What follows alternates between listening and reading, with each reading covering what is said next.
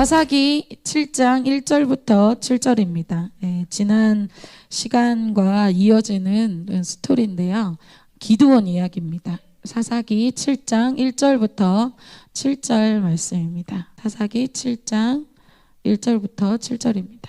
제가 1절부터 6절까지 읽고 7절은 다 같이 읽도록 하겠습니다. 여룻바알이라는 기드온과 그를 따르는 모든 백성이 일찍이 일어나 하롯셈 곁에 진을 쳤고 미디안의 진영은 그들의 북쪽이요 모레산 앞 물자기에 있었더라. 여호와께서 기드온에게 이르시되 너를 따르는 백성이 너무 많은즉 내가 그들의 손에 미디안 사람을 넘겨주지 아니하리니 이는 이스라엘이 나를 거슬러 스스로 자랑하기를 내 손이 나를 구원하였다 할까 함이니라. 이제 너는 백성의 귀에 외쳐 이르기를 누구든지 두려워 떠는 자들은 길랴 산을 떠나 돌아가라 하라. 하시니 이에 돌아간 백성이 22,000명이요 남은 자가 10,000명이었더라. 여호와께서 또 기드온에게 이르시되 백성이 아직도 많으니 그들을 인도하여 물가로 내려가라. 거기서 내가 너를 위하여 그들을 시험하리라. 내가 누구를 가리켜 내게 이르기를 이 사람이 너와 함께 가리라 하면 그는 너와 함께 갈 것이요 내가 누구를 가리켜 내게 이르기를 이 사람은 너와 함께 가지 말 것이라 하면 그는 가지 말 것이니라 하신지라. 이에 백성을 인도하여 물가에 내려가매 여호와께서 기드온에게 이르시되 누구든지 개가 핥는 것 같이 혀로 물을 핥는 자들을 너는 따로 세우고 또 누구든지 무릎을 꿇고 마시는 자들도 그와 같이 하라 하시더니 손으로 움켜 입에 대고 핥는 자의 수는 300명이요 그 외의 백성은 다 무릎을 꿇고 물을 마신지라. 여호와께서 기드온에게 이르시되 내가 이 물을 핥아 먹은 300명으로 너희를 구원하며 미디안을 내 손에 넘겨주리니 남은 백성은 각각 자기의 처소로 돌아갈 것이니라 하시니. 오늘 말씀의 제목은 하나님이 쓰시는 소수입니다. 오늘 이야기는 지난번 기드온 이야기와 이어집니다. 2주 전에 기드온 말씀을 했어요. 사사기 2장부터는 어떤 전쟁이 여러분 멈추죠? 오늘 약간의 복습이 이어지는데 무슨 전쟁이 멈췄습니까? 정복 전쟁이 멈췄습니다. 그 말은 무슨 말이냐?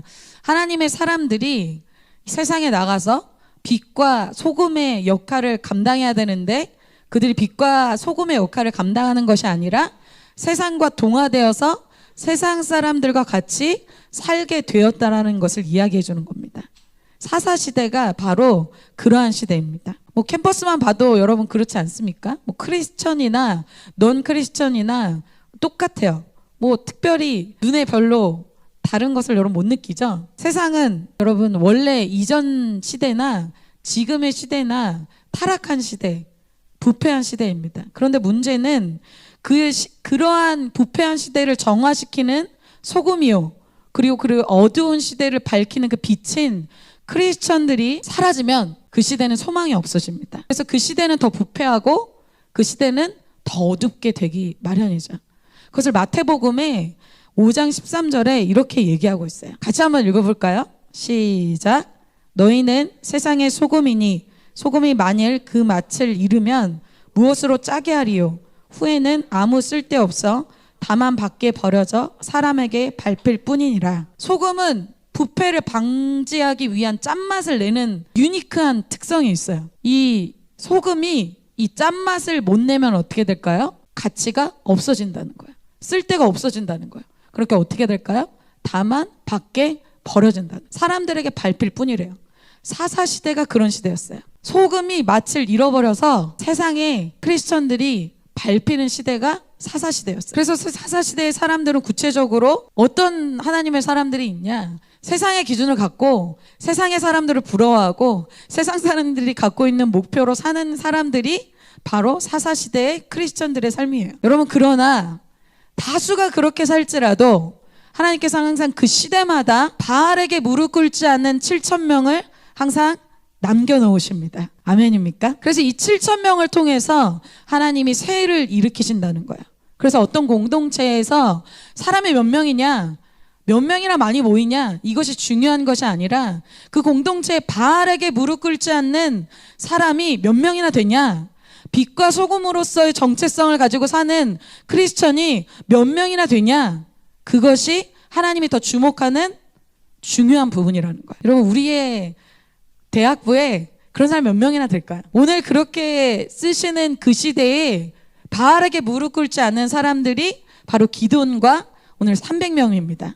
그리고 오늘 말씀을 통해서 바르게 무릎 꿇지 않는, 소금으로서 맛을 잃지 않고 맛을 강하게 갖고 있어서 이 시대의 부패한 것을 막아서고 어두운 것을 밝혀내는 그러한 개혁적이고 시대를 변화시키는 그러한 강한 소수, 하나님이 쓰시는 소수가 우리 공동체에 일어나게 될 것을 선포합니다. 그게 저와 여러분이 될 것을 선포합니다. 그러려면 오늘 기드온과 이 300명을 봐야 돼요. 그래서 오늘 지난 시간과 오늘 이 시간 이야기가 좀 이어집니다. 첫 번째는 그 시대 한 사람, 이 기드온을 하나님이 선택하신다는 것입니다. 지난 시간 사사시대를 봤잖아요. 이스라엘의 미디안의 압제를 경험하게 되는데 여러분 몇 년을 압제당해요? 7년을 압제당합니다. 그 이유는 하나님의 사람들이 자기의 사명을 잃은 채로 정복 전쟁을 멈췄어요. 그러니까 그 얘기는 뭐예요? 세상 사람들이 짓는 죄를 크리스천들도 똑같이 짓는 삶을 살고 있었기 때문이에요. 자, 여러분, 교회 안에서 은혜를 받고 난 이후에 사람들의 인생이 두 가지로 나뉘게 됩니다. 여러분이 어디에 속하는지 한번 생각해 보세요. 이스라엘 백성에게 하나님께서 엄청난 은혜를 주시죠. 홍해가 갈라지는 은혜를 동일하게 주십니다. 그런데 그들이 동일한 은혜를 받고 나서 광야에 들어가서는 쫙 두 군데로, 두 곳으로 나뉘게 돼요. 여호수아 갈렙처럼 하나님의 사명을 이루는 인생이 되거나, 애굽을 그리하면서 애굽에 있었던 그 죄 그대로 갖고 있으면서 죄를 짓는 삶을 사는 그 두 부류입니다. 가나안에 들어와서도 마찬가지예요. 사사시대에 가나안에 들어왔지만 가나안에서 정복전쟁을 계속하면서 하나님의 사명을 이룬 사람과 가나안 사람들하고 비슷해져서 세상 사람들과 비슷하게 사는 그 두 부류로 나뉜다는 거죠. 은혜를 받고 나서 딱 두 부류로 나뉜다. 어떤 부류? 사명을 위해 사는 사람과 육신을 위해 사는 사람이 나뉘어지게 된다는 거예요. 사명이 없으면 여러분 무엇을 위해 살까요? 세상에서 조금 성적 잘 받고 연봉 잘 받고 대기업 가고, 그게 인생의 최대 목표예요. 크리스천도 비크리스천도 동일한 목표로 살아가요. 여러분, 제가 대기업 가지 말라는 게 아니에요. 가질 수 있으면 가세요. 그것이 나쁜 것이 아니라 인생 최대 목표가 그것밖에 안 되는 것이 문제라는 거예요. 하나님이 주신 나의 사명, 하나님이 주신 나의 비전, 그것이 아니라 그냥 가나안 사람, 세상 사람들하고 좀 비슷해지기 위해서 사는 거예요. 기드온이 그 전에 여러분 뭐 했습니까? 포도주 틀에서 밀타작 숨어서 하고 있었어요. 세상에서 근근히 살아남는 인생, 캠퍼스에서 근근히 살아남고 직장에서 근근히 살아남는, 먹고 사는 인생의 그 급에서 사는 인생이 기드온의 인생이었어요. 그런데 하나님께서 그 시대 한 사람, 그 기드온 한 사람을 오늘 그 사람 한 사람에게 무엇을 주십니까? 사명을 주신다는 거예요. 여호와께서 그를 향하여 이르시되 너는 가서 이 너의 힘으로 이스라엘을 미디안의 손에서 구원하라. 내가 너를 보낸 것이 아니냐 하시니라. 아멘. 여러분, 수많은 크리스천들이 사명과 비전 없이 살아요. 그래서 구별 없이 살아요. 그래서 구별됨도 없어요. 그래서 하나님이 먼저 부흥을 준비하시기 전에 무슨 일을 하십니까? 아주 작은 사람, 자기 집에서 지극히 작고 지극히 약한 이 기드온에게 사명을 주시는 거예요. 미션을 주신다는 거예요. 여러분, 저희가 JCM 예배를 드리고 있어요. 저희 J 무슨 뜻이에요? C, M 뭐예요? 여러분, 미션이 있어야 된다는 거예요. 사명이 있어야 된다는 거예요. 여러분, 사명이 없는데 치열하게 살아야 할 이유가 뭐예요?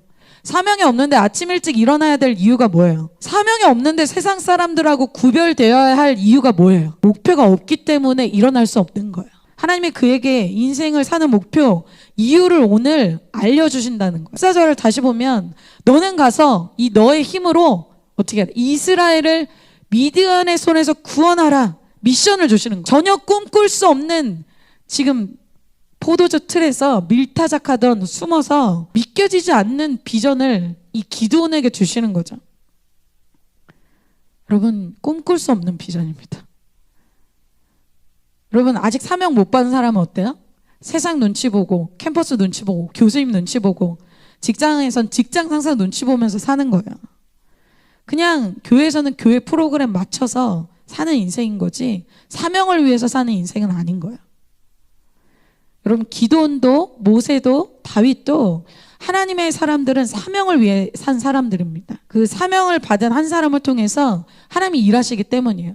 여러분, 아브라함은 사명을 몇 세에 받았어요? 75세에 받았어요.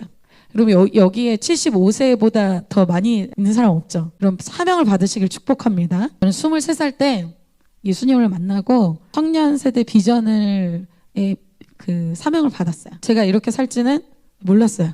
근데 여러분, 비전을 받고 살다 보면 훈련이 빡셀 때가 있어요. 그래서 제가 몇 년 전에 하나님께 그런 기도를 한 적이 있어요. 하나님, 너무 빡셉니다. 왜 이렇게 치열하게 훈련 받으면서 살아야 됩니까? 아침에 일찍 일어나고 막 몸을 육신을 쳐서 막 부서뜨리고 한계를 항상 돌파해야 돼. 한계는 항상 한계를 돌파해야 돼.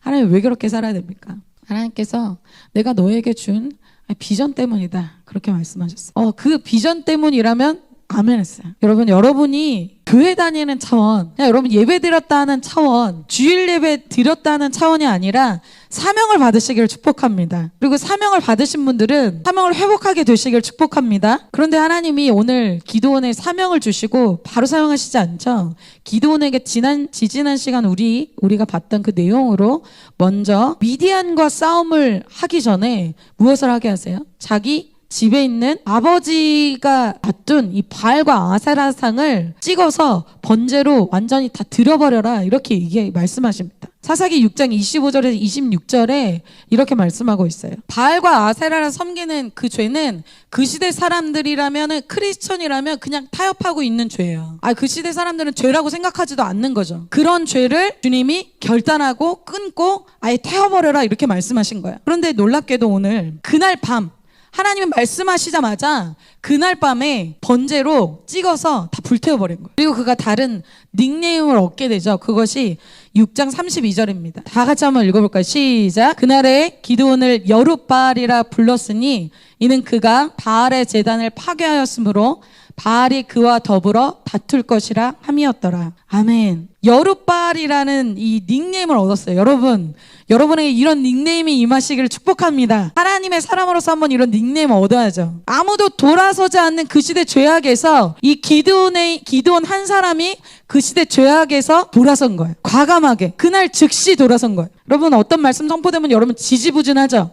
이거 결단해야지. 선포합니다. 2023년 1월에도 선포합니다. 2023년 12월에 선포합니다. 그것이 아니라 그날 밤에 그냥 끊는 거예요. 여러분, 오늘이 그날 밤이 되시기를 축복합니다. 끊어야 돼요. 기드온은 사명만 받은 사람이 아니라는 거예요. 사명을 위해서 깨끗한 그릇으로 준비됐다는 거예요. 두 번째, 사명을 위해 준비된 사람 기드온에 대해서 보겠습니다. 오늘 본문 시작에 그래서 그 다음부터 기드온을 뭐라고 부릅니까? 1절에 여룻바알이라는 기드온과, 사사시대는 여러분 자기 마음대로 하는 시대예요. 성경 말씀의 기준이 어떻든 성경 하나님이 뭐라고 말씀하시든 어때요?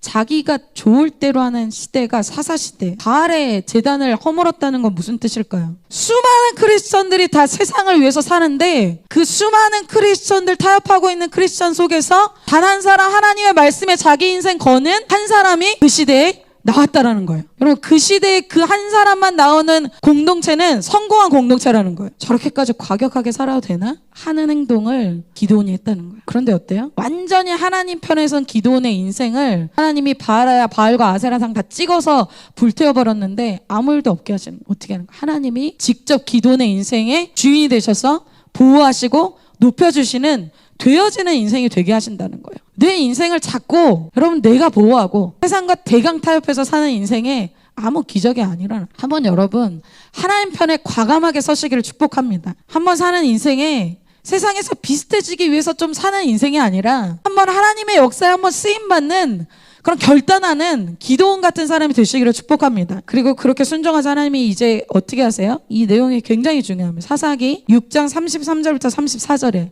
그때에 어느 때예요? 기드온이 바알과 아세라상을 찍어서 불태우고 순종하자마자 어떻게 해요? 미디안과 아말렉과 동방 사람이 다 함께 모여서 이스라엘 골짜기에 다시 침략하려고, 약탈하려고 온 거예요. 왜? 우연이 아니죠. 하나님이 하시는 거예요. 그때 어떻게 하기 위해서? 34절에 여호와의 영이 기드온에게 임하셨다는 거예요. 성령이 그에게 임하셨어요. 하나님이 사명 주시고 바로 기드온에게 그 다음에 성령 주신 거 아닙니다. 어떻게 해서 주세요? 그가 말씀에 순종했을 때 그때 바로 그 다음에 바로 성령 여호와의 영을 주신다는 거예요. 하나님의 성령을 누구에게 주십니까? 순종하는 자에게 주신다. 사도행전 5장 32절을 같이 읽어보겠습니다. 아멘. 우리는 성령의 능력을 받길 원하잖아요. 그런데 말씀하신 결단해야 될 죄는 끊지 않아요. 피 흘리기까지 안 싸우면서도 성령 받길 원해요. 내가 기독교인으로 큐티도 하고 기도도 하고 예배도 참석하니까 뭐 여러 가지 하는 것으로 만족할 수는 있어요. 그런데 여러분 자신이 느끼죠. 나에게 하나님의 임재가 없다는 것을 느껴요. 여러분 그런 분들 있죠. 기도도 하고 난 큐티도 하고 난 전도도 하고 다 하는데 나는 하나님이 안 느껴져. 왜 그럴까요? 기도원이 하나님의 영이 임하자마자 나팔을 부는데 32,000명이 모였어요. 영향력이 있는 거야. 하나님의 임재가 있는 거야. 다 하는데 죄를 끊는 건 없는 거예요. 다 하는데 말씀에 순종하는 건 없는 거예요. 말씀 딱 끝나고 나면 나갈 때 말씀 기억 안 나. 그런 사람에게 성령을 부으시고 싶어도 부을 수 없다는 거예요. 성령은 거룩한 영입니다. 내가 깨끗하게 될 때 주님은 그곳에 임재하세요. 기도원이 이제 드디어 이 미디안 전쟁을 앞두고 있어요. 그것이 오늘 본문 내용입니다. 그런데 주님께서 이 전쟁을 앞두고 무엇이라고 얘기하시냐면 2절에 이렇게 말씀하고 있습니다. 여호와께서 기도원에게 이르시되 너를 따르는 백성이 너무 많은지 내가 그들의 손에 미디안 사람을 넘겨주지 아니하리니 이는 이스라엘이 나를 거슬러 스스로 자랑하기를 내 손이 나를 구원하였다 할까 함이니라. 여러분 이 얘기는 뭐예요? 미디안 전쟁에서 이미 이길 걸 전제로 주님이 얘기하시는 거예요. 이거 이미 이길 거야. 이것을 전제로 얘기하십니다. 그래서 어떻게 알아? 숫자를 줄여라. 이스라엘이 스스로 노력해서 내가 할만하니까 이겼다라고 말하지 못하도록 이 숫자를 줄여라. 여러분 이 오늘의 모든 이 기도원을 택하시고 기도원으로 전쟁하게 하시는 300명으로 전쟁하게 하시는 이 지지난 시간부터 오늘의 이 시간까지 이 모든 과정은 무엇을 이야기하냐? 철저히 하나님을 믿지 못하는 이스라엘에게 하나님이 어떤 분이신가를 보여주는 전쟁이라는 것이에요. 그래서 첫 번째로 아까 얘기했죠. 세상에 속해서 세상 사람들을 부러워하면서 세상 두려워하면서 살던 기드온 주위의 많은 사람들, 아버지까지도 세상 두려워해서 바알과 아세라상을 섬기잖아요. 그 시대 사람들에게 기드온을 통해서 그들이 두려워하는 바알과 아세라상을 찍어서 다 불태워버린 거예요. 그런데 아무 일도 안 일어나요. 하나님의 크심이 드러나죠. 그리고 두 번째, 그들이 두려워하는 게 뭐예요? 미디안이죠. 그 미디안도 하나님 앞에서 아무것도 아닌 것을 주님이 보여주시길 원하신다는 거예요. 그러나 주님은 주님의 영광을 나타낼 사람으로 몇 명 고르세요, 여러분? 기드온과 300명만 고르십니다. 오늘 그 선택된 300용사에 대해서 보겠습니다. 기드온 편에서는 어떨까요, 여러분? 사람이 많으면 좋을 것 같잖아요, 그래도. 여러분, 인원이 많으면 더 좋을 것 같고, 여러분, 캠퍼스에 어때요? 인원이 많으면 좋을 것 같죠? 인원이 너무 많으면 막 유리할 것 같잖아요. 좋지 않은 예시지만 중국도 인해 전술로 사람으로 그냥 압도당하게 만드는 전술도 있죠. 그러나 우리가 싸우는 전쟁은 영적 전쟁입니다. 그래서 소수정의 이 300명이라고 해서 세상적으로 강한 사람들 절대 아닙니다. 주님이 영적으로 강한 사람들을 선택하십니다. 체력을 보고 스펙을 보는 것이 아니라 첫 번째로 두려워하지 않는 자들을 선택하십니다. 32,000명이 이 기드온의 나팔 소리를 듣고 32,000명이 징집됐어요. 딱 모였어요. 그때 이렇게 주님이 얘기하도록 기드온에게 시키시죠. 이제 너는 백성의 귀에 외쳐 이르기를 누구든지 두려워 떠는 자는 길앗산을 떠나 돌아가라 하라 하시니 이에 돌아간 백성이 22,000명이요 남은 자가 10,000명이었더라. 여러분 이해가 돼요? 32,000명에서 22,000명이 돌아갔어요. 3분의 2가 돌아갔어요. 3분의 1만 남았어요. 여러분 이해가 되기도 합니다. 왜냐하면 여러분 아까 미디안 압제 몇 년 당했어요? 7년을 압제당했다는 거. 그게 무슨 얘기예요? 7년 동안 이겨본 적이 없다는 거예요. 그리고 나중에 이제 미디안 족속이 군대로 쫙 이들에게 몰려오는데 그 숫자가 14만 5천 명이에요. 4배. 현실적으로 어때요? 두려워할 만한 숫자예요. 그런데 왜 주님이 특별히 왜 첫 번째 두려워하는 자들을 주님이 보냈을까? 왜 그랬을까? 이유가 있겠죠. 여러분 이스라엘이 이렇게 바알과 아사랴상을 많은 사람들이 섬겼어요. 그 이유가 무엇이냐면 두려움 때문이었습니다. 그것을 사사기 6장 10절에 주님이 그들이 지은 죄악에 대해서 얘기하실 때 말씀하셨어요.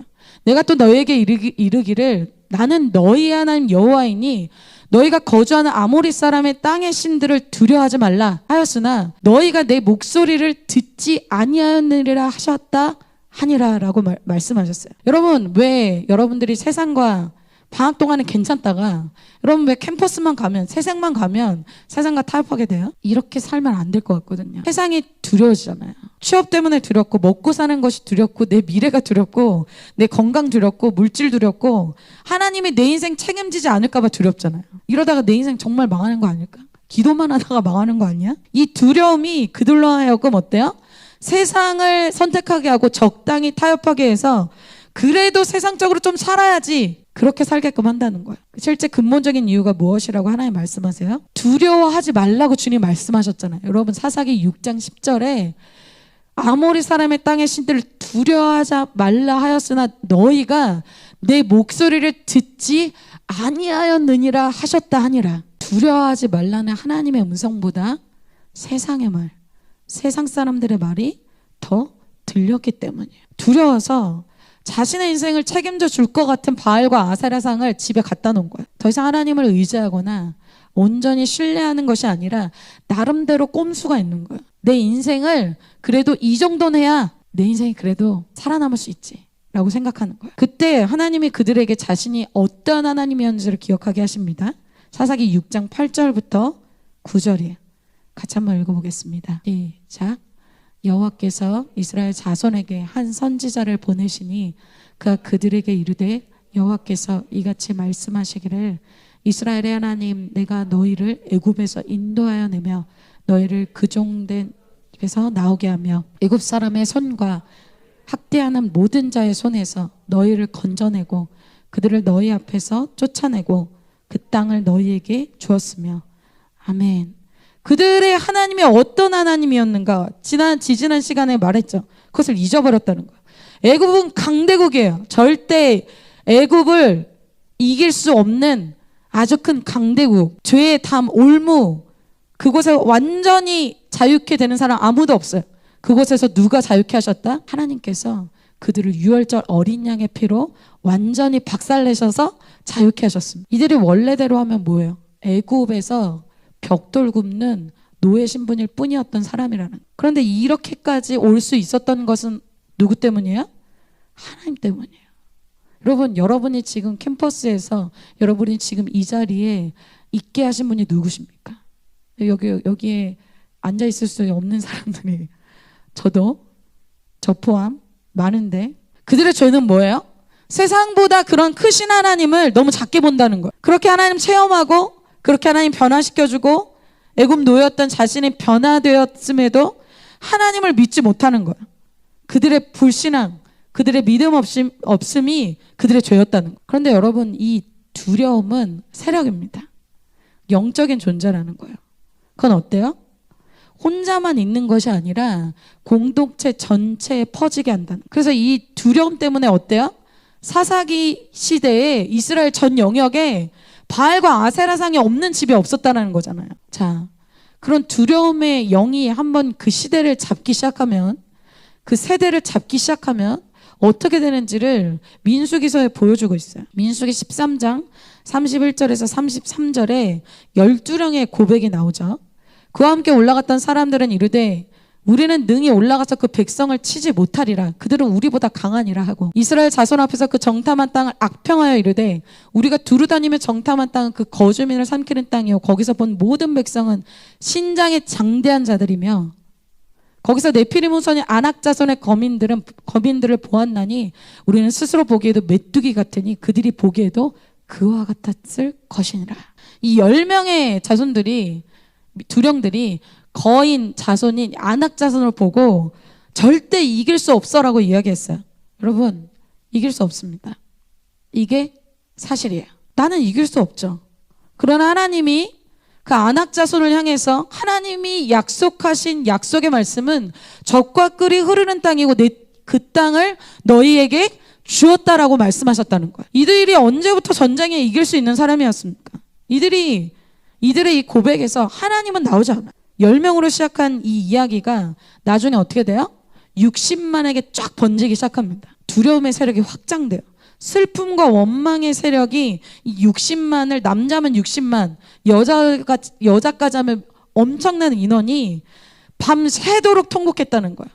그래서 어떻게 돼요? 전쟁에 못 나가죠. 두려움이 이미 임한 상태는, 그 사람의 마음에 두려움이 있다, 이미 영적 전쟁에 패배한 상태입니다. 똑같은 것을 보고도 두려워하지 않았던 사람이 있는데 여호수아, 갈렙이었어요.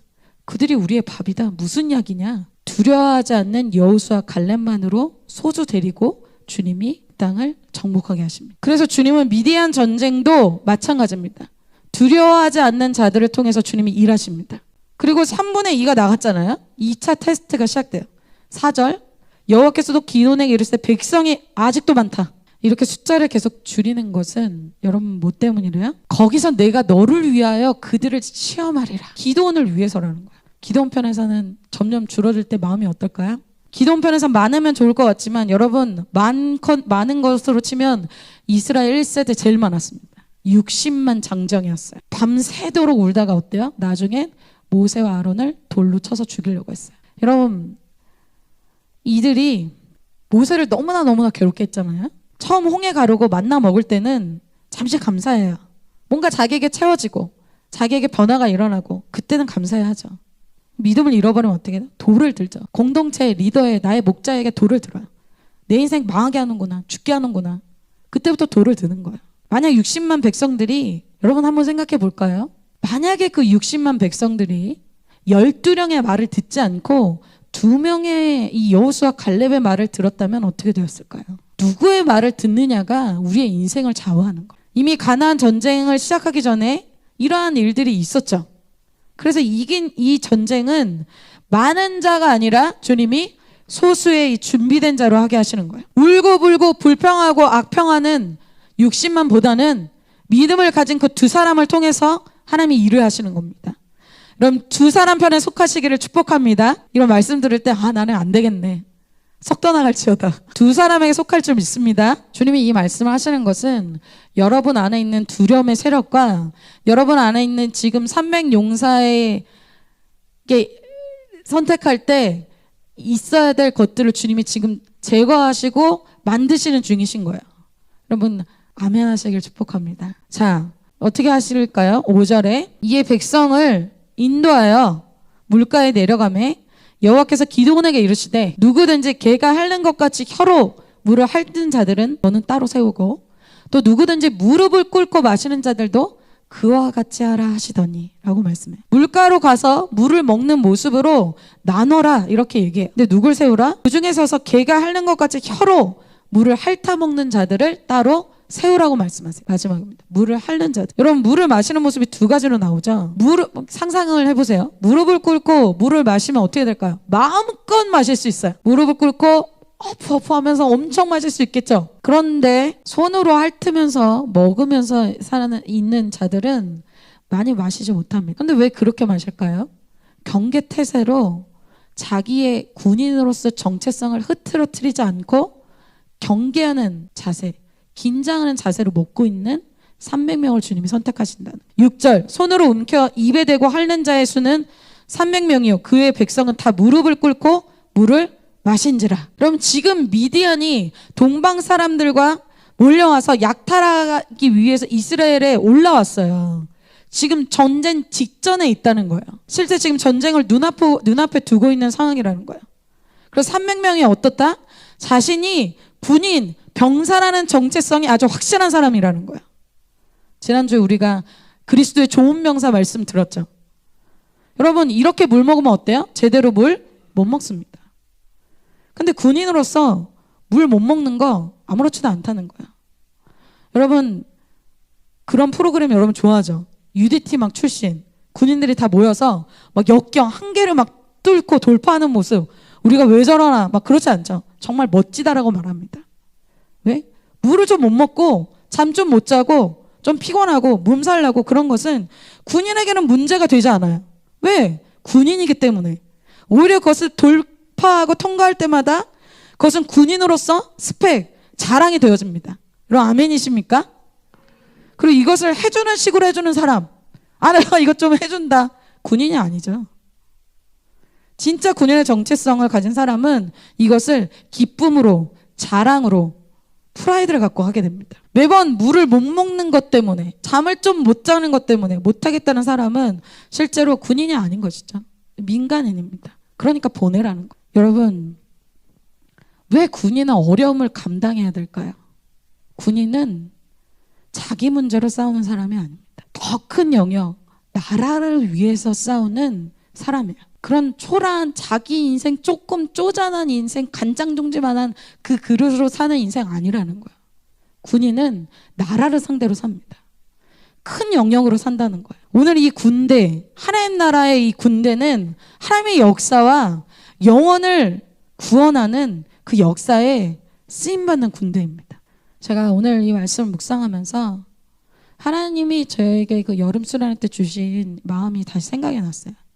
내 믿음이 어디 있느냐라는 주제로 이번 수련회 말씀이 전해졌습니다. 그리고 마지막 날 말씀을 통해서 주님이 저에게 주신 말씀이 사람들에게 인정받고 사람에게 칭찬받는 그것은 다 없어지는데 남는 한 가지가 있어. 너 그걸 위해서 하라. 근데 그거는 오해받고 핍박받고 고난받고 그런 것만 금과 같아서 그것만 남는다. 즉 십자가 통과한 것만 남는다. 그래서 좀 피곤하고 어렵다고 해서 포기하는 거 하면 안 된다. 그래서 제가 주님께 물어서 주님, 그 길이 얼마나 어려운 것이 아닌지 알기 때문에 이것이 정말 의미가 있습니까? 정말 이것이 의미가 있습니까? 주님이 그때 저에게 주신 마음이 있어요. 주님은 저를 정말 잘 아시는 것 같아요. 현미야, 네가 독립투사들을 정말 존경하지? 정말 리스펙합니다. 맞습니다. 주님, 저는 독립투사들을 너무나 존경합니다. 그들이 그냥 죽는 인생이 아니라 정말 자기의 인생에 값어치 있는 것을 위해서 숭고한 희생을 했다고 너는 믿지? 저는 그것을 정말 믿습니다. 너도 그리스도 예수의 그런 병사가 돼서 정말 하나님 나라의 영광을 위해서 그러한 값진 인생, 값진 희생, 값진 목표를 갖고 한 번 사는 인생, 정말 그런 멋진 인생을 살아라. 주님이 저에게 그런 벅찬 감동을 주셨어요. 여러분, 육체의 고난을 좋아하는 사람은 아무도 없어요. 저도 너무나 싫어합니다. 그러나 그 고난이 의미 있는 고난이요, 그 고난이 이후에 영광이요 면류관이 된다면 우리는 그것을 통과할 수 있습니다.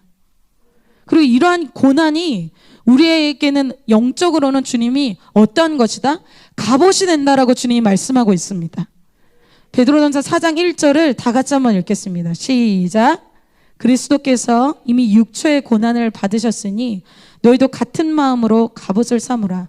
이는 육체의 고난을 받은 자는 죄는 그쳤음이니라. 그래서 큐티도 여러분, 콜트도 사실 훈련 받는 거 여러분 피곤해요. 맞습니다. 그러나 영적으로는 어떻대요? 갑옷이 된대요. 갑으로 환산할 수 없는 영적인 유익이 이 육체의 고난을 통해서 있다는 거예요. 여러분, 우리의 싸움은 죄와의 싸움이기 때문에 그 죄는 무엇으로 들어옵니까? 육체를 통해서 들어온다는 거예요. 무릎을 꿇고 물을 마시듯이 육체가 다 편한 대로, 여러분 원하는 대로 무절제하게 한번 여러분 살아보세요. 먹고 마시는 죄를 이 삶을 살다 보면 죄는 그냥 물밀듯이 들어오게 되어 있습니다. 그렇게 되면 어떻게 될까요? 우리의 영은 반드시 죽습니다. 로마서 8장 13절에 이렇게 말씀하고 있어요. 하나님은 우리를 지으신 원리입니다. 너희가 육신대로 살면 반드시 죽을 것이로되 어떻게 영이 죽는다는 거예요. 하나님과 소통? nothing. 아무것도 없습니다. 하나님이 여러분에게 주신 비전 끝났습니다. 영으로서 몸의 행실을 죽이면 산다는 거예요. 여러분, 세상 사람들도 자기 명예와 스펙 위해서 자기 관리, 이 절제합니다. 육신을 친다는 거예요. 그러나 그것은 자기 차원이에요. 이 땅 차원의 그냥 연기처럼 사라지는 차원이에요. 그러나 우리의 부르심은 그런 유치한 차원이 아닙니다. 더 큰 차원이에요. 더 큰 비전이에요. 주님의 군대로서 하나님의 영광과 영혼을 위해서 지옥에 갈 수밖에 없는 영혼을 끌어서 천국으로 인도하는 하늘 영역의 상급을 위해서 하는 것이라는 거예요. 주님이 이러한 육신의 고난을 기꺼이 감당하는 이 300용사를 통해서 그 시대의 영적 공기를 바꾸는 그 일을 하기를 원하십니다. 이들은 능력 있는 자가 아니에요. 이들은 건강한 자도 아니에요. 기준이 뭐예요? 두려워하지 않고 자기의 병사로서의 정체성을 귀하게 여기는 사람들이. 7절입니다. 여호와께서 기드온에게 이르시되 내가 이 물을 핥아 먹은 300명으로 너희를 구원하며 미디안을 내 손에 넘겨주리니 남은 백성은 각각 자기의 처소로 돌아갈 것이니라 하시니. 결론입니다. 하나님은 많은 사람을 원하시는 것이 아닙니다. 세상적으로 강한 힘과 강한 능력을 가진 사람도 원하시는 것이 아니에요. 하나님을 믿고 따르는 사명을 가진 한 사람, 기드온과 같은 그 시대 300명만으로도 하나님은 시대를 바꾸시는 분이 되십니다. 세상을 두려워하지 않고 하나님을 전적으로 믿고 육신을 쳐서 군인으로서 훈련받는, 그래서 하나님이 하나님 되심을 보여줄 수 있는 기드온과 300용사가 저와 여러분이 되는 역사가 일어날 줄 믿습니다.